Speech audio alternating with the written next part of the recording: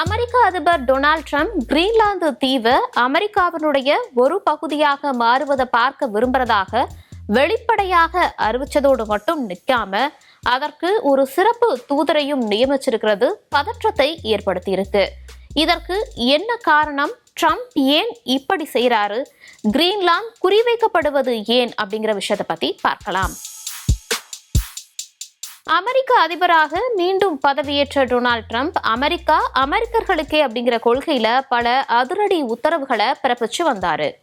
குடியேற்ற கட்டுப்பாடுகள், விசா கட்டணத்துல மாற்றம், இது எல்லாமே இதுல அடங்கும். இன்னொரு பக்கம் பார்த்தோம்னா நாடுகளை கைப்பற்றுவது தொடர்பாகவும் அப்பப்ப பேசி வந்தாரு. அந்த வகையில கடந்த காலங்கள்ல கனடா, பனாமா கால்வாய், கிரீன்லாந்து உள்ளிட்ட நாடுகள் அமெரிக்காவுக்கு வேணும் அப்படின்னு கோரிக்கை வைத்ததோட அதற்கான பணிகளையும் தீவிரம் காட்டி வந்தாரு ட்ரம்ப். இந்த நிலையில கிரீன்லாந்து பற்றிய விவகாரம் மறுபடியும் விஸ்வரூபம் எடுத்திருக்கு.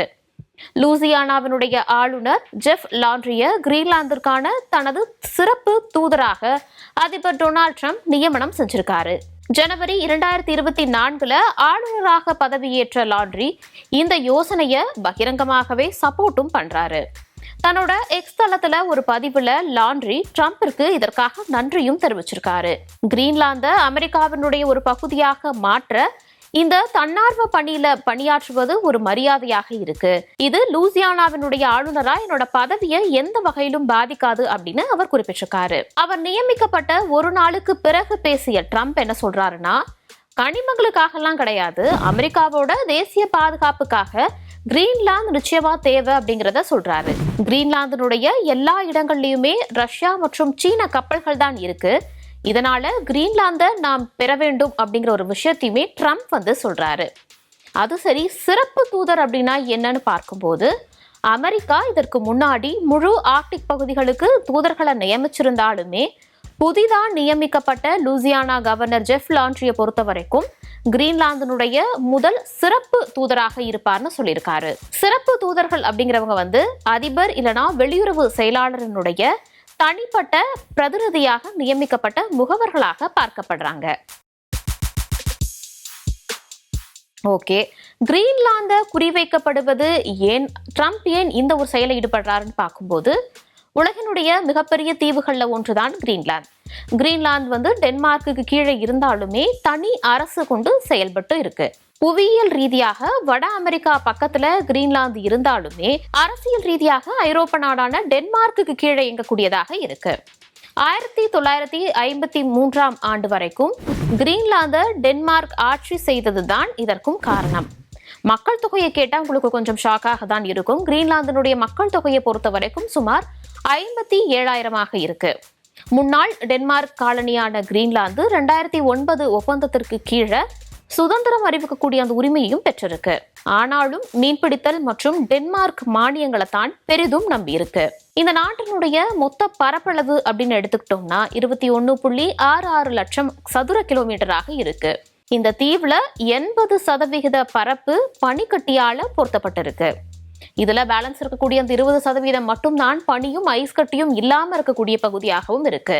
இந்த பகுதியில அரிய கனிமங்கள் உள்ளிட்ட அபரிமிதமான இயற்கை வளங்களும் நிறைஞ்சிருக்கு. பொருளாதார ரீதியாக காப்பர், லித்தியம், கோபால் போன்ற கனிமங்கள் கிரீன்லாந்துல கொட்டியும் கிடக்கு.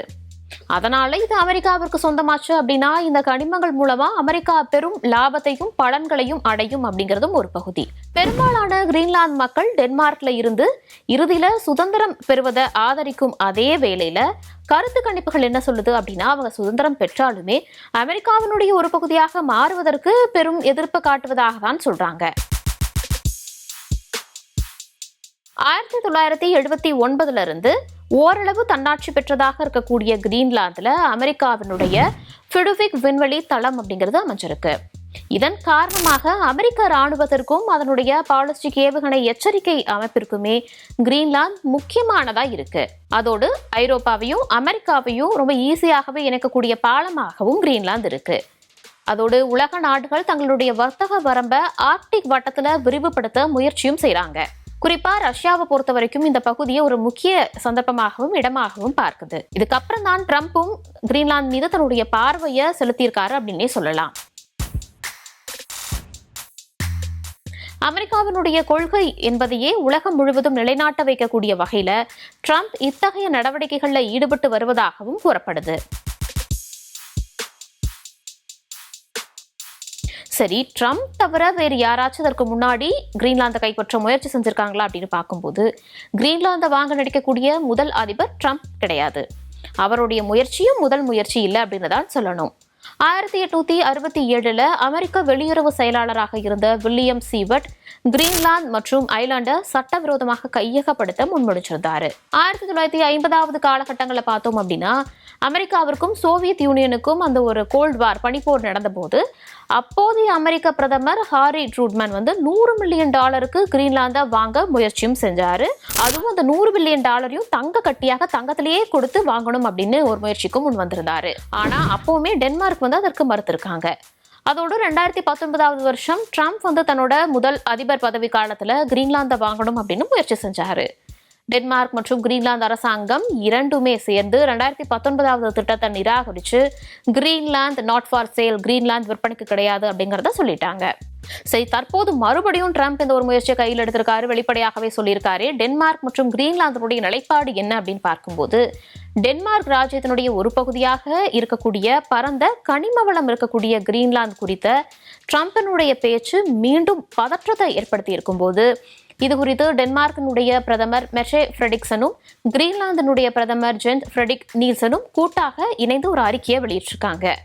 அந்த அறிக்கையில் என்ன சொல்லியிருக்காங்க அப்படின்னா, தேசிய எல்லைகளும் மாநிலங்களினுடைய இறையாண்மையும் சர்வதேச சட்டத்துல ரொம்ப ஆழமாகவே வேரூன்றி இருக்கக்கூடிய ஒண்ணு. நீங்க மற்றொரு நாட்டை இணைக்கணும் அப்படின்னு நினைக்கிறது முடியாது. கிரீன்லாந்தை பொறுத்த வரைக்கும் அது அந்த மக்களுக்கு சொந்தமானது.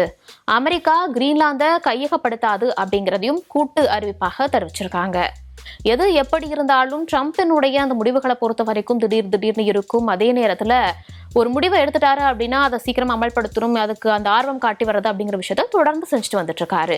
கிரீன்லாந்து தனக்கு, அதாவது அமெரிக்காவுக்கு வேணும் அப்படிங்கிற முடிவை பொறுத்த வரைக்குமே ட்ரம்ப் வெளிப்படையாகவே சொல்லியிருக்கக்கூடிய நிலையில அடுத்த கட்டமாக என்னென்ன நடவடிக்கைகள் காத்திருக்கிறது, அதற்கு எதிர்வினையாக டென்மார்க், கிரீன்லாந்து உள்ளிட்டவை என்ன செய்ய போறாங்க அப்படிங்கறத நாம் பொறுத்திருந்துதான் பார்க்க முடியும்.